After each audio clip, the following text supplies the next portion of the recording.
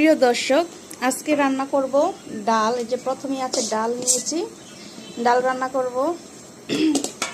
তারপরে এখানে যে পাটের শাক আছে, কেটে ধুয়ে নেওয়া হয়েছে।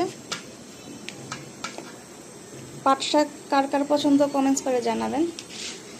তারপরে এখানে আছে যে মুরগির মাংস, কেটে ধুয়ে নিয়েছি। তো আজকে এগুলি রান্না করব। ভাত বসিয়ে দিয়েছি, রান্না করতেছি ভাত। তো আজকে এগুলি রান্না করব। তো সবাই দেখতে থাকুন আর কি করি। তো এখান দিয়ে আবার এই তো ভাত বসিয়ে দিয়েছি, ভাত হচ্ছে।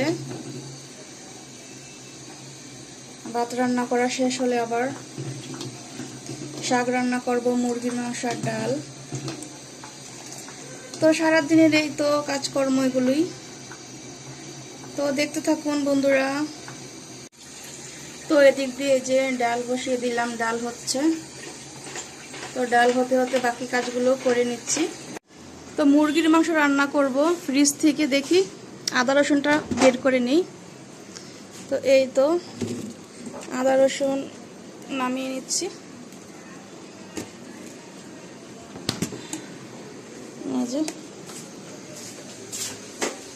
আদা রসুন নামিয়ে নিলাম।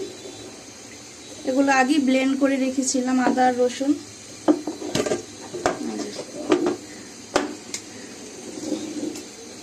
আর এদিক দিয়ে পাটের শাক বসিয়ে দিয়েছি।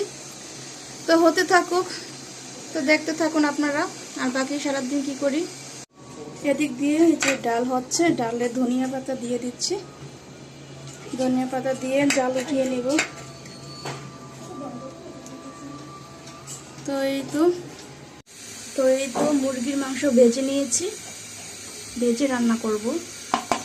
এখানে যে আলু, আদা রসুন। তো কারা কারা আমার মতো মুরগির মাংস ভেজে রান্না করেন কমেন্টসে জানাবেন। তো এই তো রান্না বসিয়ে দিয়েছি।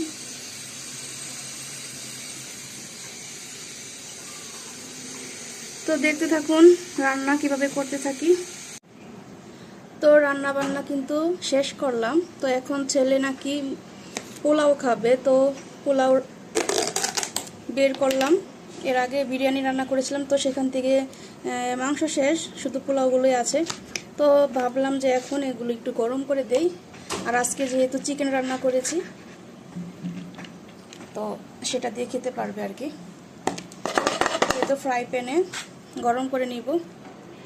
তো চলুন আজকে কি রান্না করলাম আর রান্না করার পরে কেমন হলো দেখি, আপনাদের সাথে দেখাই। তো চলুন কি রান্না করলাম। এই যে শাক রান্না করেছি আজকে, তারপরে যে ডাল, আর এইখানে যে চিকেন রান্না করেছি। তো আর এই যে এখানে সালাদ, লেবু কেটে নিয়েছি। তো আজকের সারাদিনের ব্লগটা দেখে আপনাদের কাছে কেমন লাগলো আপনারা কিন্তু কমেন্টস করে জানাবেন। আল্লাহ হাফিজ।